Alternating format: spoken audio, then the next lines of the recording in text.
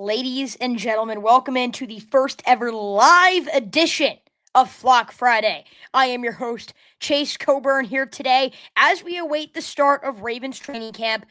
We pretty much know what this roster is going to look like for next season. Why not rank who the best players are going to be on that team as well, and the best players that are on the Baltimore Ravens entering the 2025 season? And there's no one better to have on to talk about that than Samuel Njoku. He knows Baltimore football better than anyone else out there, been covering them for a very, very long time. Currently does it on his own podcast, Ravens Talk Pod, does some stuff with Roundtable Sports. Let's welcome Samuel Njoku into the show. Welcome. Thanks for having me, man. Been a pleasure to listen to you do your thing, and so it's great to get on the show. First ever live show. I didn't even know that, so pretty awesome to be on the first one. First ever live Flock Friday. Yes, it's really, really cool. I'm so glad to have you on. We're going to go through a lot of different stuff. Overall, just quickly tell the audience a little bit about what you do covering the Baltimore Ravens before we jump into it. Yeah, so I was once a beat writer for the Baltimore Ravens. I covered the team for CBS Sports in Baltimore, and then also did some Sports Illustrated stuff. Started doing my own podcast, Ravens Talk Podcast. Then got affiliated with the other programs. You mentioned it, the Roundtable Sports. We do AFC North Roundtable every Wednesday. I'm also with Locked On Ravens with former Ravens legend Kadri Ismail, as well as Kevin Oestreicher, who is the primary host of Locked On Ravens podcast. So been doing a lot of Ravens stuff, getting ready for the season. So pretty excited to get this show started. Absolutely, and I think that the top 10 Ravens is a fun topic because it's like now you're going to have to kick people who you're cheering for and vouching for all the time off of a list. But we're gonna have some fun with it. We're gonna break it down. We both know our list ahead of time. I have a few graphics prepared for the audience. I have a comment. I'm actually going to pin it right now as we do speak. I'm going to pin this comment right here. You can look at that link. You guys click that link on there, and you guys will be able to join the stream if you want to call in and talk to me and Samuel about some of the things we're talking about, something that you guys are interested in. I'm going to try to pin that comment, or you could look through one of the first comments on the video, that link right there. Please be sure to call in. All right, now I want to go to our quick view here with some of our graphics. Here it is, our top 10 current Baltimore Ravens Flock Friday live with Samuel Njoku. All right, I have your honorable mentions and then your top 10. Samuel, I'm just going to kind of throw it to you for now, break down some of your honorable mentions, and then I'll put up your top 10. I kind of just want you to maybe explain some of the bigger things about your list. Well, I'll say right away, 4 out of 5, I was really thinking about putting them in my top 10. We start with Ronnie Stanley, somebody who got a little bit of criticism for his play the last 2 years prior to 2024. I think that most of his concerns regarding his play were linked to injury in 2021 and 2022 and a little bit in 2023 as well. He didn't play a full season, and then when he got back on the field, he wasn't 100%, but he thought that he had to get out there to help his teammates. So I'm very happy for Ronnie Stanley to get that extension with the Ravens, and his play has pretty much been solidified due to the fact that he's back to being 100%. So I'm very happy for him. Nate Wiggins. I think Nate Wiggins was a guy who, I mean, he was a rookie by name alone. I mean, he was out there doing things, locking up guys like Malik Neighbors, who's also a rookie, but excelled in 2024 with the New York Giants. So things of that nature that I see from Nate Wiggins. I will not be surprised if you ask me this question in 2025 at the end of the season. He'll definitely likely be in the top 10 just because of the way he played last year. Jay Alexander, I mean, if you ask me as a Green Bay Packers fan, if he's in the top 10, absolutely. But because we haven't seen much from him because of the injury concerns linked to his name, I'm hesitant to put him in that top 10 category. Sure. Obviously, the play speaks for itself, what we've seen for him in Green Bay, but let's see what he does in Baltimore the full season. Odafe Oweh, contract year, the flashes are there. He had double-digit sacks last season. This looks like a time where he could excel and get even more sacks. Looks like he's going to be bidding for a huge contract. So Oweh definitely is in that list for me. But let's see what he does in this season, given a chance to get that big contract. And Mark Andrews, I mean, he's very close to being the number one receiver in NFL, in Ravens history, I should say, in terms of receiving yards. So his pedigree speaks for itself. It's just that his play diminished a little bit at the beginning of the last season, and there's a lot better athletes, I believe, in that top 10 spot. So that's why he's an honorable mention for me. And let's be honest, I mean, obviously we don't know how everything else would look in terms or shape out in terms of the postseason. But if he didn't have a crucial fumble and a crucial drop, I think the narrative Wallace should not define the type of player he is because he's been so great for Baltimore for so many years. When you blow an opportunity to win a championship, when you're absolutely dominating a team in the second half and you find two ways to blow the game from one individual player, it's hard for us, I think, to really bump Mark Andrews into that top 10. Instead, let's take a look at your top 10. I have Kyle Hamilton highlighted right there. Again, a quick glance at the honorable mentions. If you guys did miss it, Samuel, break down some of the key things about your top 10. Oh yeah, well, number one is Lamar Jackson. I mean, really? Big surprise, right? What? Yeah. I mean, the MVP incumbent, in my opinion, should have been the MVP last year. He's just everything you want from a quarterback, especially now in this day and age where the role of pocket passer has pretty much been diminished by these dynamic athletes. And I think if you think of who's a two-tool player who can run the football and as well as pass it, the blueprint has been solidified with Lamar Jackson in his play the last 3 years. So he's definitely the number one player in the Ravens locker room, definitely the number one player in the NFL, in my opinion. So that's why he's an easy choice for number one. Number two may be a little bit of a hot take for some people, but not for me. I think as far as being a defender, he's the total package. I mean, he came here from Notre Dame, and I was already thinking about him being the best defender on the Ravens team. That has been the case. His ability to play numerous positions on defense and be not only dynamic but extremely disruptive in what he does on the field is just too noteworthy to pass up. I think he's going to be a big part of this defense. We talk about the addition of Jair Alexander. We talk about the growth of Nate Wiggins and bringing in a guy like Mike Green here and Malachi Starks. It all starts with Kyle Hamilton. The defense will go where Kyle Hamilton goes, and with the play of Kyle Hamilton, he can go pretty far. And Derrick Henry, I mean, And Samuel, real quick, before you break down the King, I just want to break down real quick. We're talking about Odafe Owe, a possible contract, Kyle Hamilton, Tyler Linderbaum as well. The Ravens are really going to have to figure out who you want to prioritize and who you're going to want to sign. When you get to this point where you're paying your quarterback over $50 million a year, and they're going to have to renegotiate his contract as well, so the cap hit isn't too substantial. But when you have a guy like him, I mean, Zay Flowers, you're going into year 3. Before you know it, we're going to be talking about extensions for Zay Flowers. Isaiah Likely, right? What do you do with the whole Mark Andrews, Isaiah Likely saga? I would rather keep Likely, but how's it going to work out contractually? We're going to have to see. They got Bateman for cheap, but just they have a lot of decisions to make. Matabike, Smith, these guys are on big contracts. You're going to have to prioritize Hamilton, but they're going to have to part ways with some of these guys. So I'm curious to see how Baltimore does kind of reshape their roster because you have to fit Kyle Hamilton in there. He's the glue to the defense, as you mentioned. Yeah, I'm glad you said that. I just had a conversation with Kevin Ostreicher a little bit ago about who's going to be the guy that gets left out because of these huge extensions coming. The great thing about being a team that drafts very well is you get these guys on, rookie deals, and you can really work the cap to your advantage by bringing in these vets. But the bad part is once the toll comes due, a lot of these extensions need to be rectified, and Kyle Hamilton's at the top of that list. You have to keep Kyle Hamilton. I think Linderbaum's another guy who you most likely need to have stay there. But when you got somebody like, Odafe Owe, even though he's in the contract year, I think regardless, unless he has a massive leads the league in sack year, I think it's very hard to keep a guy like that. Even a guy like Zay Flowers. I mean, we saw the type of deal they got for Rashad Bateman. If the cap becomes too tight, if the extension to Lamar Jackson isn't what many fans or even the front office would think is acceptable enough to keep a guy like Zay Flowers, and we see what these receivers are getting in the open market, I just find it very hard for him to fit in. I mean, we hope he keeps Zay Flowers, but he's going to be one of those guys who, does he stay? Does he not stay? Because the numbers looking out there for those receivers are very, very this is why right now, when you have this window and you have an opportunity right now to have this entire core in place, capitalize on that opportunity, capture a ring now, and don't have to deal with these problems in the long term. Yeah, it sucks that the Ravens didn't get the job done in 2023 and even in 2024 because some of these decisions would have been a lot easier. But yeah, you're chasing the ring. This is likely the biggest opportunity to have that window. Remember last year in 2023, I should say, they had to get rid of a couple of guys, and you kind of just, felt bad because a lot of guys who you wanted to try and get that ring for weren't able to keep it. Guys like Jadeveon Clowney, for instance, weren't able to keep him.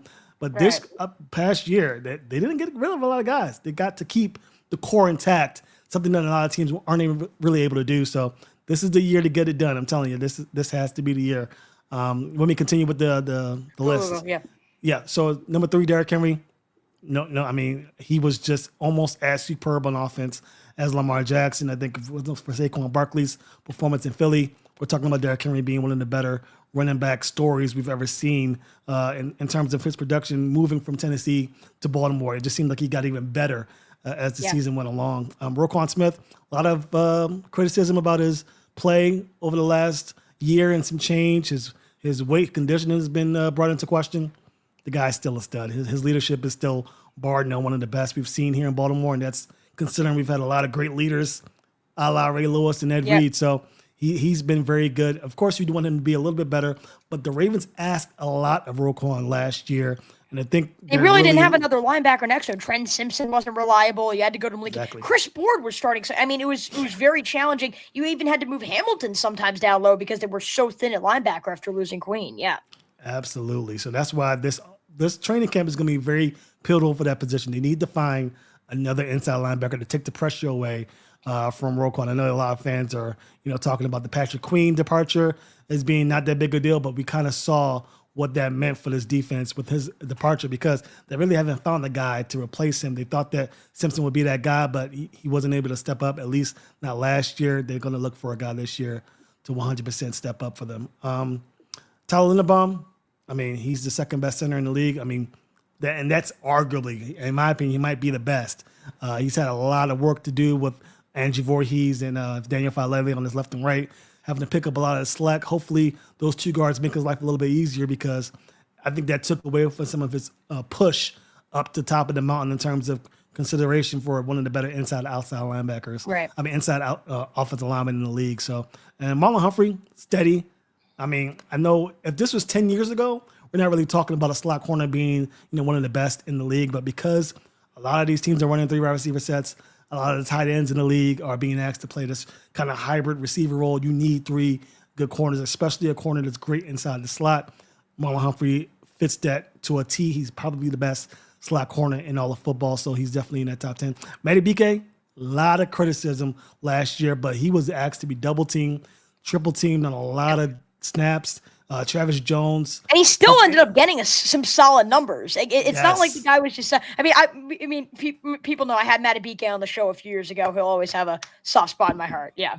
Oh, you had Matty BK on? Oh man, I did have Matty BK. One of the nicest people you'd ever meet. Yeah, he's great. Yes, fellow Nigerian. So definitely, I echo those sentiments. But yeah, I mean, Nnamdi Matty BK, he is still very impressive. Of course, you want to see a player as dominant as him find ways to escape those double and triple teams. Guys like Aaron Donald, guys like Chris Jones, even Calais Campbell in his day have to fight off these double and triple teams. So you want to see your top-notch interior pass rusher get through those blocks, but that doesn't take away from the fact that he's still a dominant player, and teams are actively using bodies to keep him away from disrupting their play. So having a guy like Travis Jones, Peebles, these pass rushing tandems that could be aligned with Matty BK will help him, excel more in these pass rushing downs. So I still think he's a top 10 player in my book.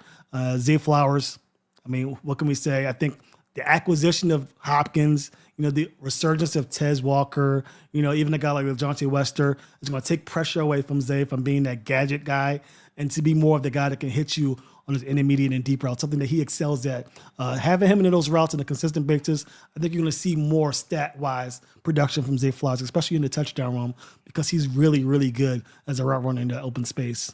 Isaiah Likely, I think after this year, we're calling him a top 5 tight end in this league. He just has the skill set, he has the size, and he just has everything you want from a tight end, especially now in this day and age in 2025 where you're asking more from your tight ends. He's dominant. He's going to take pressure away from the Ravens front office when it comes crunch time to make these decisions because, as we know, the Ravens don't have any tight ends under contract in 2026. They're going to have a big decision to make with both Andrews, Likely, and Kolar. So it's going to be interesting to see what the Ravens do. And to round out, Rashad Bateman, I think that he's an underrated receiver, probably the most underrated receiver in the National Football League, at least one of them. He is just superb as a route runner, superb at getting separation, superb at making the catch in the deep ball. Definitely excelled in that regard with Lamar Jackson, who was criticized for his ability as a deep ball thrower in 2023 and further back. But now those two are getting it together, and they're looking pretty dynamic.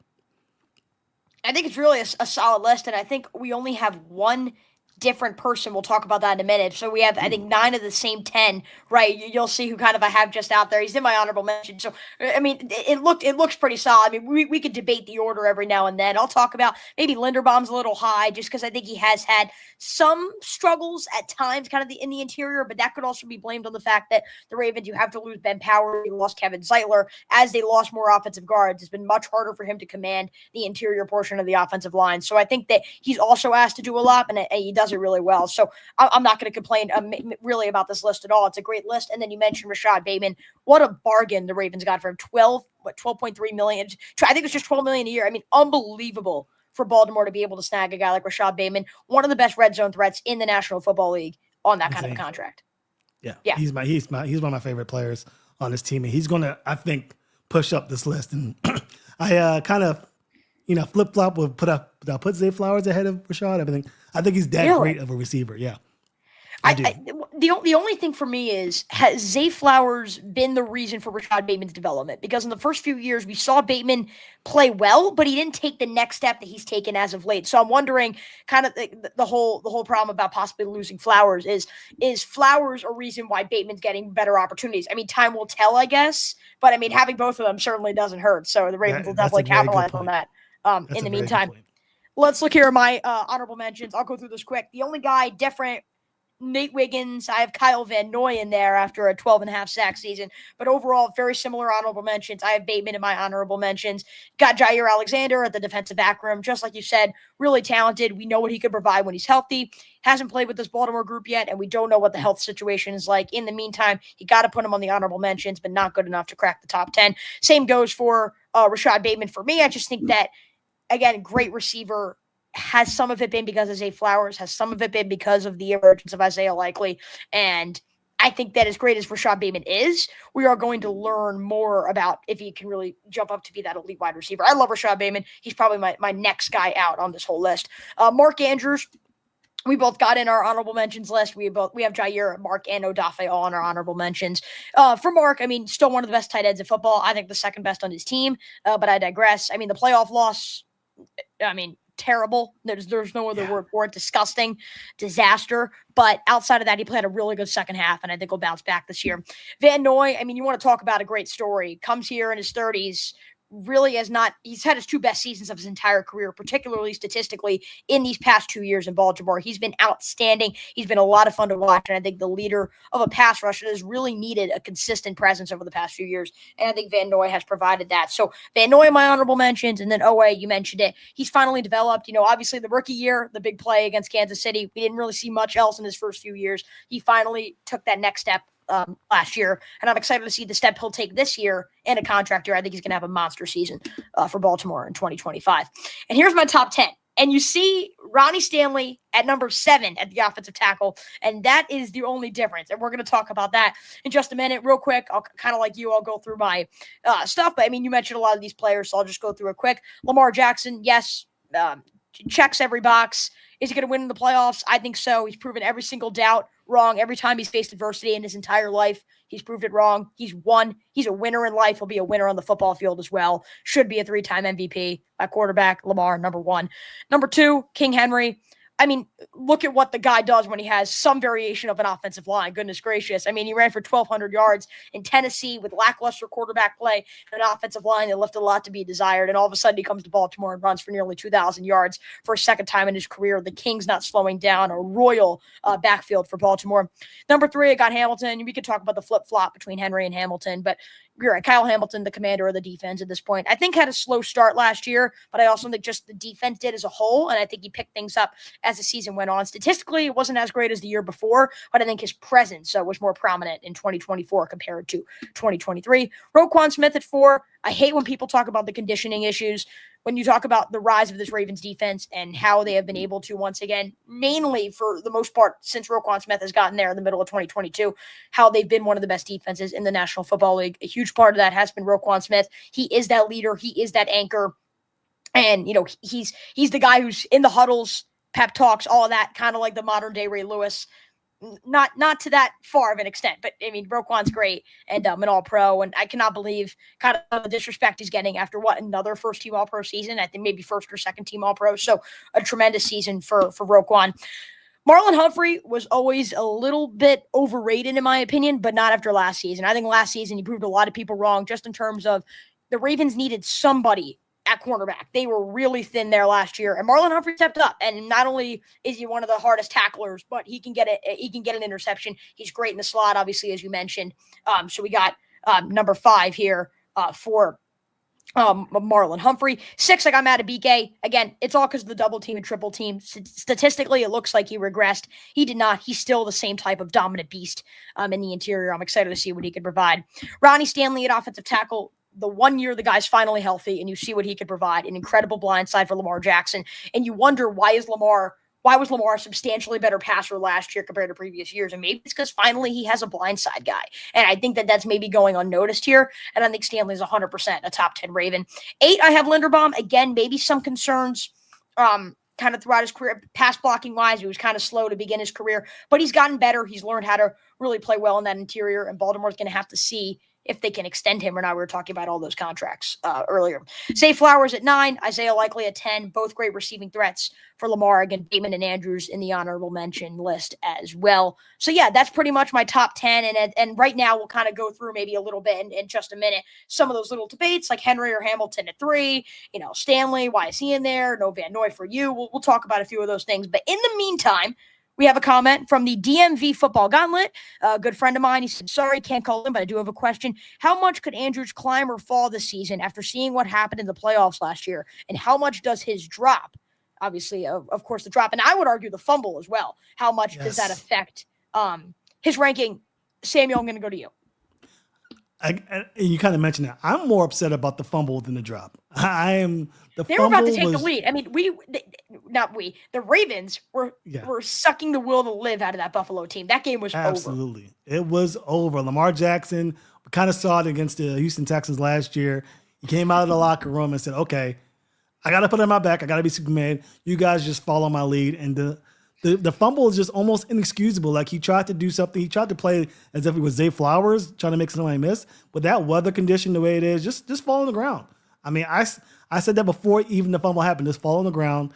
You're just risking it all for what? A couple of extra yards, where turnovers matter such a great deal after already having turned the ball over twice in the first half. So I think the fumble was huge. In regards to the question, I think it's going to be one of those things where maybe Lamar Jackson tries to help Mark Andrews get over this drop, because it is one of those drops that can linger. I think we haven't seen a catastrophic play in the playoffs for the Ravens be moved to the regular season because, guys like Lee Evans, his drop, the Ravens didn't bring Lee Evans back. Billy Cundiff's kick missed. He didn't really get back on the field. They did bring him back for training camp, but for the most part, Billy Cundiff was no longer a Raven after that kick.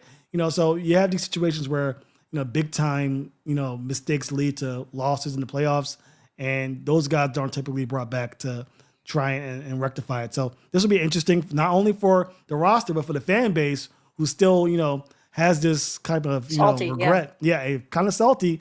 We'll see how he handles it mentally. If he handles it well, I think the Ravens will do a lot to put him in position to make plays. I still think that he's a phenomenal red zone target. So the touchdowns will be there. I don't know, because Isaiah Likely's resurgence has been such a significant topic of conversation. It could be that Likely has a lot more snaps and opportunities than many people believe. So I think all that plays into the picture. How do the Ravens play Isaiah Likely? How does Mark Andrews handle the mental side of being such a catastrophic part of the loss to the Bills in the last season? So I'd say that he has a shot to be good, but it's going to be up to him. I think with Mark Andrews, I'll get to your question as well here, DMV Football Gauntlet. The thing with Mark Andrews is overall, I just think he's going to be used less and less. They want to see can Likely be that guy, and he was that guy. When Andrews went down in 2023 and they needed a number 1 tight end, Likely was that difference maker. And last year, statistically, you're like, people like from afar who don't watch every Ravens game like we do, we're probably like, what's the resurgence or what's the this incredible play from Likely we're talking about? 477 yards, 6 touchdowns. Like, what are you talking about? But it's more his presence. He plays like a receiver, and I just think he could take more of a responsibility as Mark Andrews maybe just takes less. But I think you're right. I think it's all about whether this lingers or not. He wants to put this in the rearview mirror. But I do got to say, this is not an uncommon pattern for Mark Andrews. How this whole Lamar Jackson can't win in the playoffs thing started was with his drop on the opening drive against Tennessee. So I'm just like, Yes, I Lamar remember did not that. play a great game after that. But who knows how the rest of history changes if Mark Andrews does bring down that ball like he does in the regular season, and say the Ravens go down to score in 2019, Lamar doesn't get an unnecessary roughness call, after a pick, and who knows what changes, or who knows where the mental state is of some of these guys. But with Andrews, I think that, look, eventually he's going to have to be trusted in the playoffs, but I think that he's going to get over this. He's a solid player, and I think that he may not be used as much, but I don't think it's going to be because of the playoffs. I think it's more going to be they want to see what Isaiah Likely can provide, and at this point in his career is maybe a better player. Forget the postseason. So I think that's kind of the answer to your question there, DFV Football Gauntlet. Again, if you guys want to call in or comment, be sure to comment. We'll put your question on the screen, or you guys can call in as well. A few things I want to talk about. I mean, have a quick slide here on Lamar Jackson. Clearly, he's number one. I mean, Samuel, I guess my question to you, do you think he can win a Super Bowl? Because I have to deal with all of these questions every single day from my friends, from doubters. I'm responding to these critics all the time, and I'm trying to tell them, 28 years old, give my man some time. I think he's going to get there. It's kind of crazy that Lamar is 28 years old. I mean, there's so much pressure being put on this guy. He's just 28 years old. Mark Andrews is older than Lamar Jackson. I am older than Lamar Jackson. It's crazy that at 28 years of age, he's already had 2 MVPs, should have been 3, 3-time first team All Pros, 4 Pro Bowls. I mean, he had 41 touchdown passes, 4 interceptions. No one's ever had 4,000 yards passing, 900 yards receiving. This is like absurd numbers. Insane. I say it's the best. I say it's one of the best statistical seasons of all time. Like up there with 2011 Rodgers, 07 Brady. Like, I'm not kidding. I think it's that good. It's incredible the season he had, and that's why when I talk to people that say, well, he's going to have a down year for Lamar from this season is still an MVP level season. I mean, this is a historic season that unfortunately didn't, get capped off of a championship. But to answer your question, if Lamar can win a championship, Lamar Jackson's too good of a quarterback to not win a championship. So he's going to win a championship. It's just a matter of when. Is it this year? Is it next year? The answer shouldn't be if he wins it. It's when. He's too good of a quarterback to not win one. He's definitely going to win one. I don't really put too much pressure on him in regards to. Are you worried? Are you worried that there's some like choking or mental collapse in the postseason, or is that not a fear for you? It's not a fear for me. I wish he'd start faster. It's gone from is the moment too big for him to we need to get the ground running. It's not just Lamar. It's the whole team. We need to start fast. We need to understand that we can't take these guys lightly. Let's punch these guys in the mouth and get to the promised land. So that's what it is for Lamar and company. And we got to remember, this offense is unlike any other offense in the league. You run the ball, you take time away from the clock. If you don't score quickly, you're really putting not only your defense, but your offense, a lot of pressure is put on them to score. You don't get a lot of opportunities when your drives are 13 minutes long and it doesn't result in any points on the board. So it's going to be very important for the Ravens to not only start fast, but finish strong. And that's, I think, it will be the difference for them to get to the championship. But Lamar definitely can get the job done because he's the best QB in all of football. Yeah, I mean, I think talent-wise, he's right there. And in the regular season, I mean, I always say with this Baltimore team, when they are playing the best version of football they play at, and this has been for a long time, there's no one better than Baltimore. But the problem is, whether it's at the fault of Lamar Jackson or whether it's at the fault of John Harbaugh or the individual coordinators or the players themselves outside of Lamar, they're never playing their best football when they need to in January. So I always say, if they play their best football that they can play in January and in February, hopefully, no one will beat them. But the question is, how are they going to get there? And I think obviously that will start with Lamar Jackson being the commander of the offense and leading this team to great success. Kyle Hamilton versus Derrick Henry here for the number 2 spot. For me, the only reason why I said Henry is because I think Henry got the ground running quick. Henry was kind of great from the get-go. Maybe you could say first 2 games, but like overall, I mean, week 3 versus Dallas, and boom, he was the best running back in the NFL for most of the season before Saquon Barkley kind of dominated in the second half. With Hamilton, I think that it took him a little while. I think overall the Ravens had many adjustments defensively, new defensive coordinator, just a lot of things you had to just work through in the secondary, and Hamilton was a huge part of that. He had to sometimes play inside, like near Roquan Smith, because the Ravens were thin at linebacker. So I understand Hamilton's versatility. I just think Henry was more consistent. That's why I have him at the number 2 spot. Yeah, it's hard to disagree with you. I mean, I have a soft spot for Kyle Hamilton. I just like watching the All-22, like watching him play where he puts him on the field. But I can even concede that it's probably Derrick Henry that's the second best, just because he played so well, not only well, just dominant. There's a difference between playing good Right. football and playing dominant football. And when it comes down to it, everything that happened with that Ravens offense was either through the hands of Lamar Jackson or Derrick Henry. Everybody's focus was either shifted on one of those two players. You put your eyes on Derrick Henry too long, Lamar Jackson will kill you. Put your eyes on Lamar Jackson too long, Derrick Henry will kill you. So I definitely see the not the trepidation, but the likeliness of Derrick Henry being that number two guy. But for me, it was just who would I rather have? And Kyle Hamilton, I think, is the quarterback for the defense. Is why I put him in number two. But there's no question, Derrick Henry had a phenomenal year, and I expect that trend to continue in 2025. And Derrick Henry did have a phenomenal year. And part of that, though, was because of Lamar Jackson. And that's why when people were like, Lamar should win MVP again, because he had Derrick Henry alongside him. And look, I've fought this battle so many times. I'm not going to reiterate my points. I've said it 28,000 times on here. I've said it 28,000 times in my newsletter.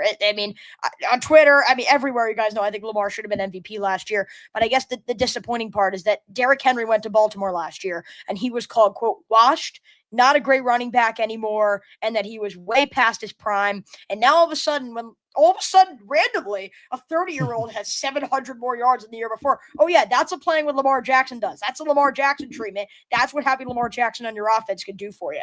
And so it drives me a little bit nuts that all of a sudden people are like, oh, Derrick Henry's so great. Well, that wasn't the conversation because it's Lamar elevating his teammates and adding value to his team. So look, we can reiterate that all the time, but I think that needs to be said because a lot of people are just putting that aside and thinking Henry was always a dominant runner when he substantially improved in Baltimore compared to what he was in Tennessee. I want to ask you, Samuel, real quick. You didn't have Kyle Van Noy even in your honorable mentions. The guy was fourth in the NFL in sacks last year. You can look at some of the stats on the board. How come you didn't have Kyle Van Noy, at least in your honorable mentions? You said five. You said put five guys in honorable mention. If you said six, he would have been there. But okay. I definitely understand why many would be, scratching their head at it.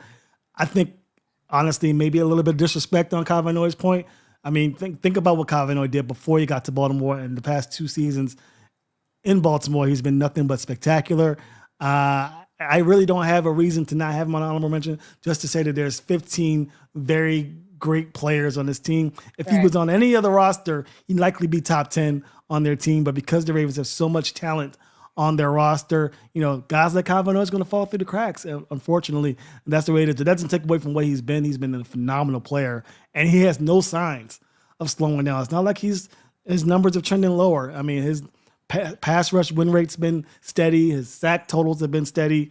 He just seems like a guy who's going to be a steady force for you, reliable, kind of like Jerry Johnson was when they signed him in Baltimore. Just a guy you can count on game in and game out to get you some production. I love Kyle Van Noy. He's done some incredible things for Baltimore. I'm excited to see what he can still do. And I love always the conversation. Whenever the Ravens add a veteran, the label washed is brought up, I'm not kidding, in 5 seconds. Adam Schefter will put out the tweet. There is already a Bills or Chiefs fan in the comments, or Steelers fan, we don't like them here, that says washed. And it's just, I think I was talking to Kevin Oestreicher about this. All of a sudden, all of these veterans come to Baltimore. And you may think, oh, well, it's because they have an opportunity to win with Lamar Jackson. And that's true. But also, I think they understand a history here. And history says that when veterans go to Baltimore, they extend their prime. They extend their kind of era for where they can still be incredible football players. If Jair stays healthy, I'm just saying, this guy could once again become one of the best cornerbacks in the NFL because that's what Baltimore does. You look at Jadeveon Clowney. Calais Campbell was great for a few years in Baltimore. Or we can keep going down the list. Earl Thomas was great in his one lone year with the Ravens. So you can continue to go down the list, and you could say the Ravens make veterans better. They raise the floor of what a veteran can provide in the National Football League. And I think Van Noy is a perfect example of what the Baltimore system, the Baltimore culture, and the Ravens pedigree, what they could do for veteran leaders. Yeah, you're absolutely right. You hit the nail on the head. He's just the consummate pro. I just feel bad that he wasn't in purple and black for the entirety of his career. He's just a guy that and just seeing the way he converses with, fans on Twitter, the way he backs his teammates when, some scathing remarks may be said on behalf of, certain anonymous, reporters or sources or what have you. He just seems like a Raven through and through. And he's going to be one of the guys this year that are going to catapult this defense and this team to new heights. I think he's going to be one of those guys, maybe not just on the football field, but just be a vocal leader, keeping their eye on the ball and letting them realize that, hey, We fell short 2 years in a row. Let's not make it happen for a third time. Before we wrap up right here, Samuel, just now comparing both lists side to side, anything overall that stands out? Anything you're like, why is this guy here? Why is that guy there? And anything overall that stands out? No, I'm not gonna lie. I think I like your list a little bit better than mine. To be honest with you, I like Ronnie Stanley. I mean, everything that Lamar Jackson does is because Ronnie Stanley gives him that opportunity to do it. I think we both have Roquan Smith at 4. I think that's very good. Our top 4 is pretty much the same. I like that you have Marlon Humphrey a little higher on your list. A lot of people may think that his skill set has diminished, but I think that he's, again, one of the best, if not the best, interior cornerback in all of football. He's just so dynamic. And a lot of teams now are playing these 3 receiver sets. And not only that, but their best receiver is playing inside a lot of times. You'll see Jamar Chase in this slot a lot of times. You see guys like CeeDee Lamb and Nico Collins be in the interior. And if you're not very good at open space like Marlon Humphrey is, a lot of corners use that boundary to protect them and be that extra defender. If you're not good in open space the way Marlon Humphrey is, being physical, you're going to struggle against these big-time receivers. So I think Marlon Humphrey is a key part of this defense, and overall, I like your list. I like that we both have Isaiah Likely and Zay Flowers on the list as well. Isaiah Likely, technically not even a starter in this league. Technically, Mark Andrews still has that, but it's good that both of us still understand his value to this team moving forward. I always think the offense runs better when Isaiah Likely is getting more playing time, and that included during that game against Kansas City where, his toe was a millimeter over the line. But, I mean, I look back at that game, even though it was a loss, and I kind of feel like I remember going to bed that night.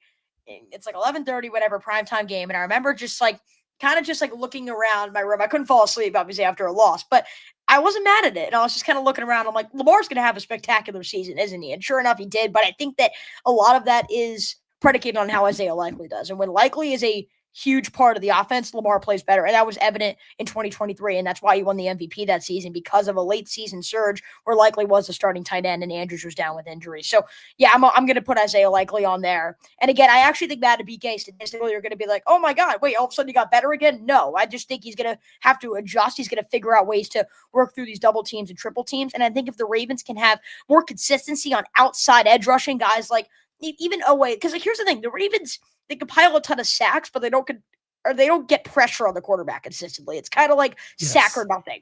So if they could just have more consistent pressure, I think we're going to see the stats pile up more and more for Nnamdi Madubuike, especially if a guy like Mike Green can step in there and really make an impact, because then there's just more bodies you're going to have to deal with when he's really the only guy, I feel like, on that defensive line sometimes that is consistent enough to continue to provide elite level play. So I think he'll step up again. I'm excited for Ravens season. I mean, there's nothing better than football season. There's nothing more I enjoy than Sunday 1 o'clock at the bank. So it's unbelievable. I absolutely love watching the Baltimore Ravens. And whether, again, we're nitpicking here between possibly, I mean, I thought of possibly 18 different guys that could have been mentioned here today. Yeah. So, I mean, this is a really talented team, and I'm excited for what they could do this year.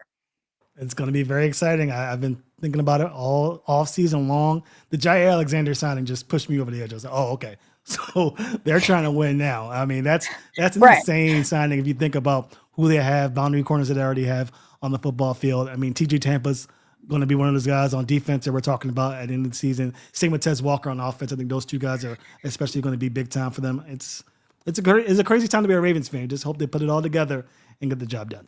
Brand, I understand that he's way past his prime, but even DeAndre Hopkins was a number 2 option on a team that made the Super Bowl last year, and he was even brought up this entire video. So it's like they have so many weapons, so many options. Justice Hill's great. Keaton Mitchell's a huge runner when he's healthy. You could mention so many guys, so many rookies that are going to play really well, and we're going to talk about it all here as we preview the rest of the Ravens season on Flock Friday.